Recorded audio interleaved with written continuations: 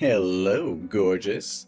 Are you ready to come visit my house for my nephew's birthday party? Remember to prepare a present for him, and most importantly, dress well. I want everyone to admire me for having such a wonderful and beautiful girlfriend like you. Hi, baby. I've prepared a present for your nephew, but I'm very worried. What if your family doesn't like me? Don't worry, I'm sure everyone will love you. You are very beautiful. Trust me, you'll be the highlight of the party. You're the looks, and I'm the brains in the relationship. That's how it works. So, you're saying you're only with me because of my looks? Basically, I mean... What, so if I didn't have my looks, you wouldn't be with me? Well, maybe. I don't mean anything by that. But you just got looks and nothing else, and that's what makes me proud. Every time I go out on the street with you, other men look at you and admire me because I have you. It always gives me a sense of victory and pride. No, you love me for me, right? Babe, I'm just teasing. Of course I love you for you. I mean, what if I were really fat? Or had acne spots and pitted scars or freckles? Would you still want to marry me? Oh, no, honey. I am such a wonderful, successful, and handsome man, so my wife must be beautiful and fancy too. I would definitely never date someone the size of a whale, let alone marry. And you seem to have gained a bit of weight lately. Maybe you should hit the gym to prepare for our wedding. I want you to stay sexy and slim. What? Are you kidding? I didn't realize I had gained weight. I guess I just feel like you only care about my looks, not who I am as a person. Come on, Chris, don't be ridiculous. Of course I care about who you are. But let's be real. Physical attraction is important in a relationship. And I want to be with someone who takes care of themselves and looks good. I understand that, but when you said you wouldn't marry someone the size of a whale, it really made me feel insecure. I can't stop thinking about it. And I'm scared that you'll leave me if I gain weight or if I don't look as good as I used to. Oh, Chris, I'm sorry. I didn't mean it like that. I love you for who you are, not just your looks. I think you're beautiful no matter what. But what if I'm not beautiful anymore? What if I'm not the same person you fell in love with?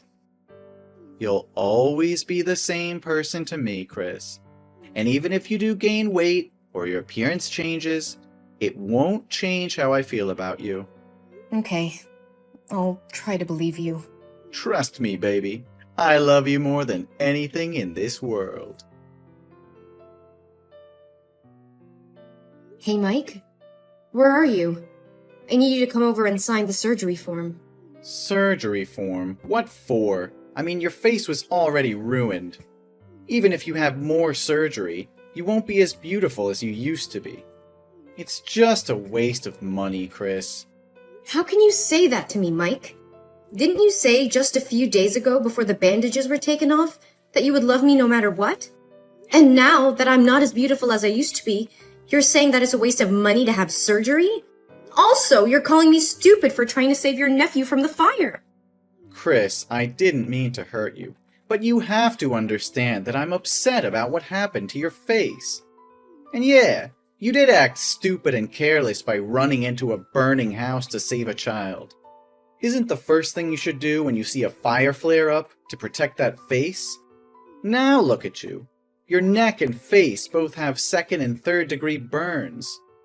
The doctor told me that there's almost no chance you'll ever be as pretty again as you used to be. So you're saying that my appearance is more important to you than my life. You said that you love me no matter what, but now you're acting like my face is the only thing you care about. And don't you dare call me stupid for saving a child's life. That child is your nephew. And I couldn't just stand there and watch him burn. And to this day, I still can't believe that when you guys found out that there were still people trapped in that house, not a single member of your family rushed in to save the child. It's really cruel and heartless. Hey, watch your mouth. We didn't know there were still people trapped inside. It was a chaotic situation, and we were trying to get everyone to safety. We're not heartless or cruel. We're human beings who make mistakes. Even if I knew I wouldn't put myself in such a dangerous situation, but would calmly wait for the fire department to arrive. Wait? Until when were you going to wait? Until the boy turned to ashes? I know, Chris, and I appreciate what you did for my nephew. But I just can't help feeling angry and frustrated about what happened to your face. I'm sorry for being insensitive, but I can't just pretend like everything's okay. And as for your appearance, of course it's not the only thing I care about. But let's face it, looks matter, and I'm just worried about how this is going to affect us. How could you say that? I thought you loved me for who I am, not just what I look like. And now that I don't look like your idea of pretty, you're acting like I'm some kind of burden. No, Chris, that's not what I meant. I'm not trying to make you feel like a burden, but I can't ensure my love for you will be the same. And we have to face the reality of the situation. Your face is never going to be the same again, and we have to figure out how to deal with that. Really? I just feel so insecure now, Mike. I'm scared that you'll leave me if I don't look as good as I used to. Really? Now let's sign that surgery form and get you on the road to recovery. We'll get through this together, I promise. Thank you for being here with me, Mike.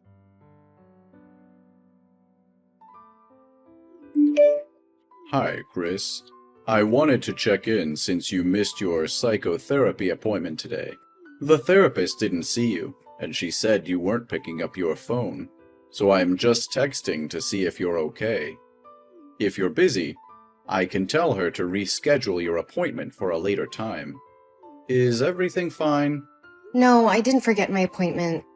It's just, I didn't want to go out in public because of my burned face. I feel ugly and disgusting and don't dare to face people.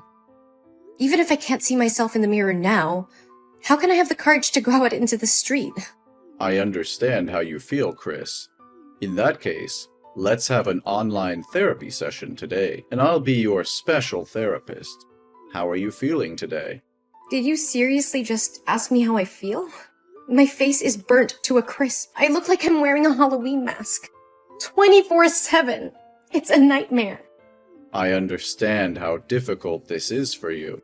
It's tough to imagine what you're going through. No, you can never understand me.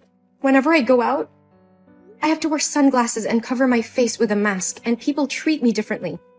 If I forget to wear it, people will look at me with pity and stay away, and children will point at my face and call me a monster. I know this might sound horrible to hear, but there are many things to be grateful for. Such as? I lost my job because they told me my face scares customers away. And they said that working in the beauty industry isn't as ugly as this. My dog barks at me every time she sees me. My friends don't recognize me. And whenever I want to meet them, they always find excuses to refuse me. And to top it all off, my fiancé doesn't want me anymore. You'll never know how upset I am. But you're alive. It's not everything, but it's a start. Yeah, that's not really saying a lot. Your fiancé may need some time to get used to your new look, and it could also be that the side effects of your medication are making you more sensitive. No, my fiancé doesn't love me anymore. I can tell by his actions recently. He always avoids me and doesn't cuddle me like he used to. Look at me.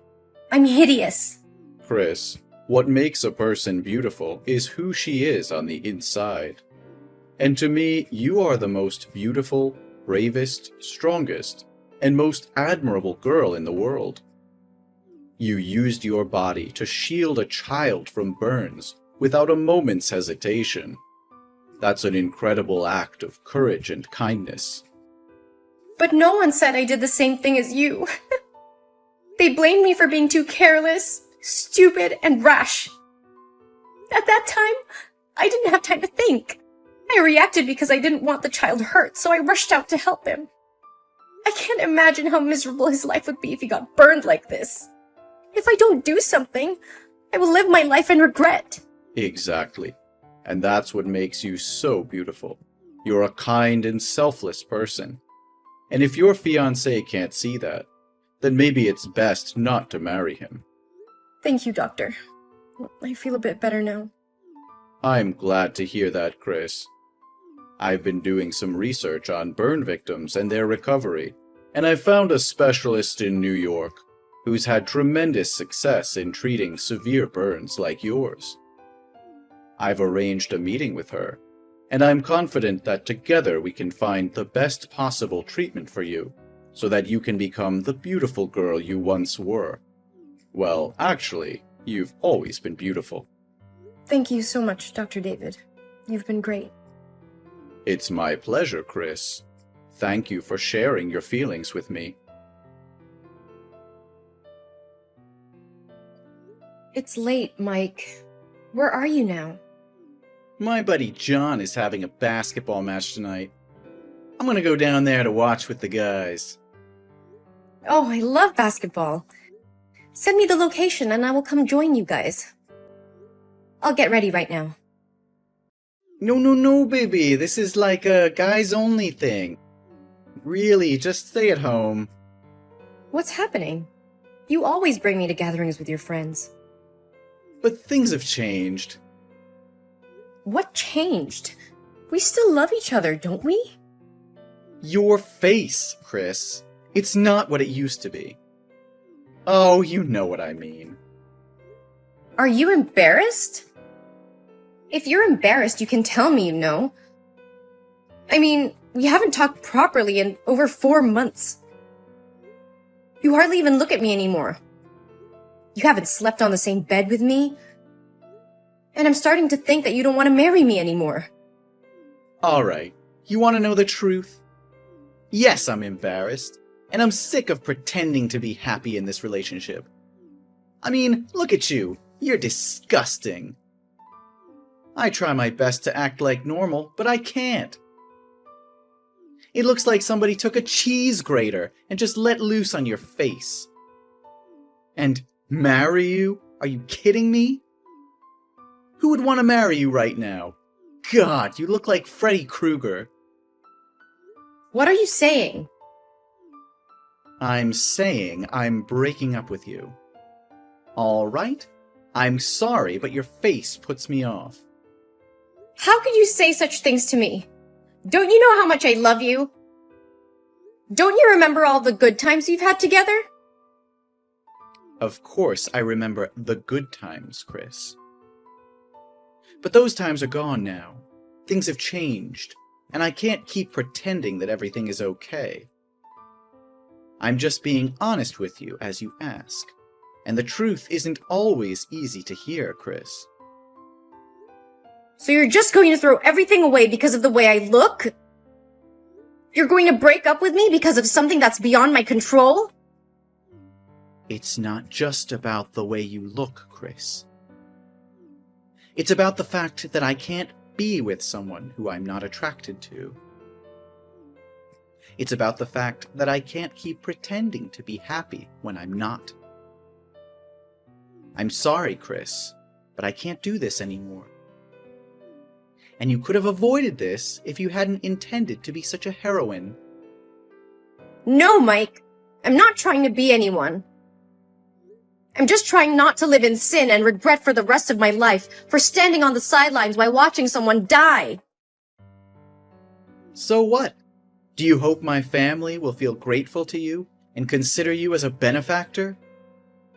Let me tell you, the other day after visiting you from the hospital, my family wouldn't allow me to marry you anymore because they said your face was too scary, and they didn't want the neighbors to talk about it.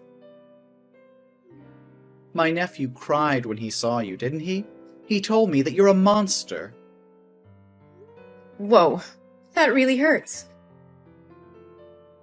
You could have told me this before, Mike. Instead, you strung me along, pretending everything was okay. How could you be so heartless? You gave me hope, but in the end, you were the one who extinguished my hope. Yes, whatever you want. I just want to say that I'm breaking up with you, and you should move out of the house before I come back. No, Mike. You're wrong. I'm the one who's breaking up with you. What? You're breaking up with me? You should be begging and holding me back. Yes, I am. I can't be with someone who is so shallow and cruel. You're willing to throw away a 4-year relationship because of something that is beyond my control? And then you insult me and my appearance, saying such hurtful things? I can't be with someone who treats me like that. You're not being fair, Chris. I didn't mean to hurt you. I'm just being honest with you. Honesty is one thing, Mike, but there's no excuse for being cruel. You could have expressed your concerns in a much kinder and more constructive way. But instead, you chose to insult me and my appearance. That's not something I can forgive or forget easily. And one more thing. You're making a mistake here, Mike. You are the one who needs to move out, not me. What? You're kicking me out of my own home? This isn't your home, Mike. I paid for it before we even started dating. And since you clearly have no respect for me or my feelings, I think it's best if you leave. Fine, I'll leave. But don't think you can just kick me out and forget about me. You'll surely regret not begging me to stay there. No one will date you anymore. I'm not trying to forget about you, Mike. But I can't stay in a relationship where I'm constantly being insulted and degraded. It's not healthy for either of us. Oh, so now you're the one who's concerned about our health? That's rich. I just want us both to be able to move on and find happiness in our own lives. And if that means we have to part ways, then so be it. I deserve someone who loves me for who I am, not just for my appearance. Good luck finding someone who can love that face of yours. I don't need your luck, Mike. I have faith that I'll find someone who can appreciate me for who I am, not just for my looks. And as for you, I hope you find happiness too, but it won't be with me. Hey, Chris. How have you been? It's been so long since we talked. How's life treating you? Mike? Why are you suddenly reaching out? It's been 3 years and I haven't heard from you. Is everything okay? No, everything is not okay at all. I just miss you a lot. I can't stop thinking about you after all these years. What? Are you kidding me?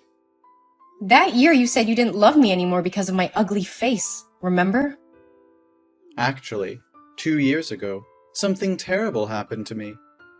I was attacked by a gang, and they slashed my face, leaving me with a long, hideous scar.